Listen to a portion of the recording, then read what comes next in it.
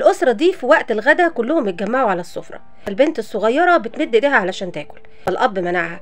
بتقول له في حاجه يا بابا؟ قال لها مش تستني لما والدتك تخلص نقعد كلنا ونتجمع وناكل مع بعض؟ فردت البنت وقالت له انا مش شايفه ان في مشكله ان انا اكل، ولما تيجي ماما تبقى تاكل براحتها.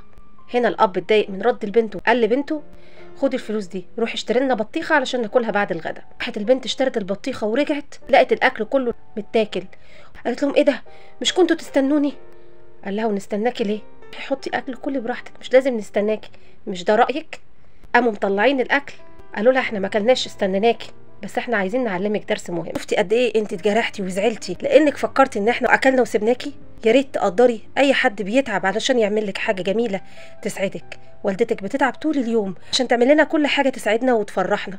اقل تقدير ان احنا ننتظرها عشان تاكل معانا، وهو ده اللي احنا لازم نعلمه لاولادنا، التقدير والاحترام.